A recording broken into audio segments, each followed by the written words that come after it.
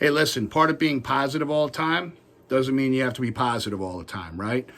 You know, I've been in many circumstances and they've become a lot less infrequent because, less frequent, I should say, because I've just chosen as I've gotten older who I hang out with a lot better, okay? And I don't hang out with a lot of people, right? I like quality time, and the people who I spend with, I really value, okay? And it's a give and take. They add value to my life. I could add value to their life, or we could just be and just enjoy each other's company. I've got some of the greatest friends in the world, and my friends are all over the world. So how do I adapt to negativity? Is a term we'll use is you could be in this world, but not of the world. So when people are complaining about the weather, it's too hot, too cold, it's snowing, it's not raining enough. You know, there's always going to be complainers. When there's people living in fear about, you know, whether they're going to get sick or the next thing that's coming and all these things, are you disinfecting enough? I mean, I just choose not to be in it. I've made that choice, that clarity in my own personal life that I don't want to be negative as much as possible. Am I negative sometimes? 100%. That's part of being human.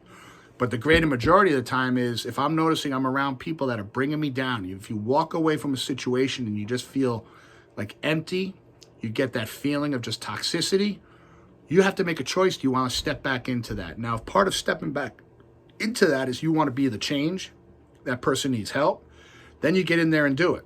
You know, it's one of those things that we're not perfect, right? But if we could help each other on our journey, then that's a whole different story. But there's been times where I've been in situations, and I learned this from one of my friends, where someone will come in and they may disagree with me on something. I'll give them my explanation, but the conversation isn't me trying to convince. I'm not here to convince. I will share. If you don't want to accept it, that's fine. But I'm not going to argue, right? Because I'm not very good at arguing. I'm not very good. I don't like to get heated up, because usually that's going to escalate to me that someone's going to get punched in the mouth, and I just don't choose to go there. So I've learned through the years, what I tell people is, hey, listen, I'll be right back. I got to go talk to somebody. You know, if I'm at a party or at an event, wait right here. I'll be right back. And I walk away. An hour later, I could look and they're still standing over there. I'm not going back.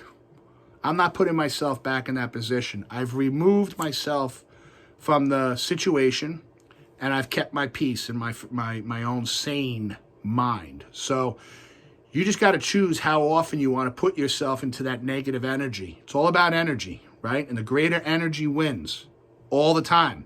You want to put yourself in a place that feeds your spirit, feeds your energy, makes you feel good about yourself, and you walk away from it feeling empowered, where you look forward to going back to it. If you're not getting that feeling, then that's your innate telling you you don't belong there, and you have a decision to make.